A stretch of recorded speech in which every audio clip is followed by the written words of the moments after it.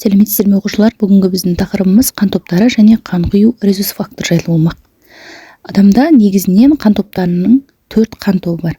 Олар эритроциттер бетіндегі арнайы нәруыздар арқылы анықталады. Эритроциттердегі нәруыздар агглютиногендер, ал плазма нәруыздары агглютининдер деп аталады.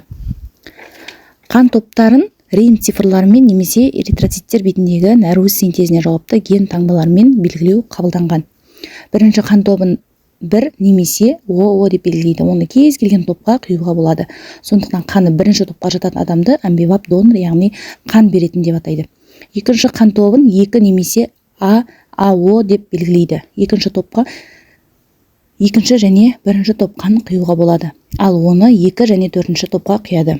Үшінші қан тобын 3 немесе ВО деп белгілейді. Үшінші топқа 3-ші және 1-ші қан құюға болады. Ал оны 3-ші және 4-ші топқа құяды. 4-ші қан тобын 4 немесе АВ деп белгілейді. Оған кез келген қан тобын құюға болады. Сондықтан қаны 4-ші топқа жататын адамды амбивап реципиент, яғни қан алатын деп атайды. Салмағы шамамен 70 кг адам 2 литр және одан да көп мөлшерде қан жоғалтқан кезде қан құю керек. Егер салмағы 35-40 кг бала болса, оған 1 литр қан жоғалтудың өзі қауіпті болып табылады. Ежелгі кездің өзінде адамдар көп қан жоғалтқан адамды құтқару мүмкін емес екенін білген. Сол кезде де қан құю қолданылған, бірақ ол көбінесе сәтсіз аяқталған. 1901 жылы бір адам қанының екінші адам қанына сәйкес келмейтіндігі анықталған. Тобы сәйкес келмейтін қан құйған кезде эритроциттер бір-біріне жабысып қалады. Мұндай құбылысты агглютинация деп атайды. Оқушылар, біз мынадай белгіні көріп жүрміз бе? Осы белгі біздегі резус фактор деп аталады. Яғни біздегі 4 қан тобында оң, теріс деген сияқты белгілермен белгіленеді. Осыны біз резус фактор деп атаймыз.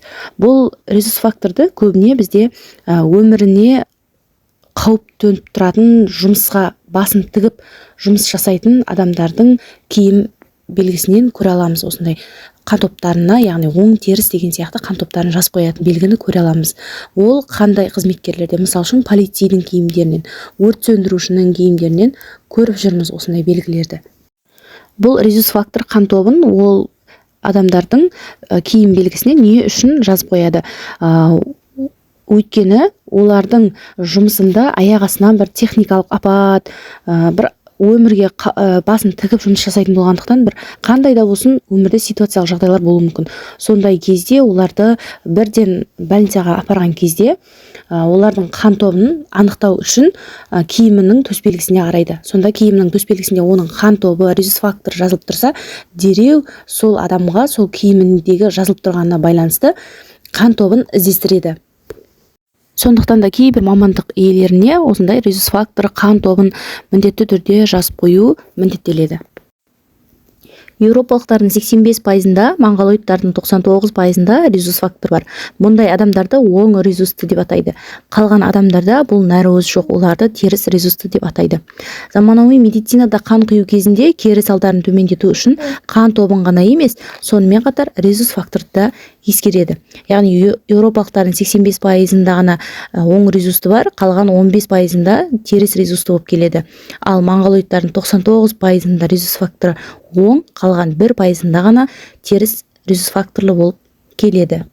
Еуропалықтарға, монғолоидтарға кімдер жататынын міне шығарып қойдым.